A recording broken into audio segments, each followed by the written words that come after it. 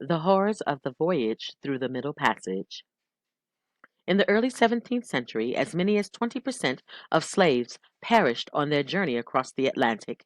Slaves endured terrible conditions on slave ships during the so-called Middle Passage from Africa. The Middle Passage, transatlantic triangular trade route. Some of the worst conditions for slaves were in the West Indies, although slaves perished from disease, abuse, and neglect throughout the colonies. As the colonies grew, they needed more slaves for labor. Trips to Africa became part of the trading routes from the colonies to England. A ship going to England would drop off the raw materials it brought from the colonies, and instead of bringing items back to the colonies, the ship would first go to Africa for slaves. This image shows captured Africans in the hold of a slave ship. This deck plan reveals tightly packed ranks of slaves on a ship bound from Africa to the Americas. Once docked, the ship's human cargo was replaced with rum or molasses. This image is an architect's plan of a slave ship. Slaves were packed like cargo and kept in crowded, unsanitary conditions. This plan of a slave ship shocked the public when it appeared in 1789.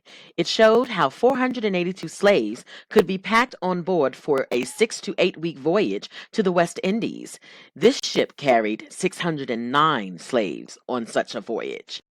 A voyage of horrific proportions, a first-hand account. I was soon put down under the docks. The closeness of the place and the heat of the climate added to the number in the ship, which was so crowded that each had scarcely room to turn himself, almost suffocated us. The shrieks of the women and the groans of the dying rendered the whole a scene of horror. Additional facts. 10 to 16 million Africans forcibly transported across the Atlantic from 1500 to 1900. The crossing of the Atlantic was treacherous for the captured Africans. The death rate was 50%. The decks were very unclean, little ventilation, human waste, and horrific odors. Slaves were chained together and crammed into spaces, sometimes less than 5 feet high, for 6 to 8 weeks. Many ships only had 18 inches between the decks. The slaves could not lie on their sides.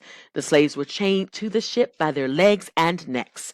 The space was so low they sat between each other's legs and so close to each other they could not lie down. Slaves were branded and chained together. The space between the decks held 2 compartments that held 226 slaves.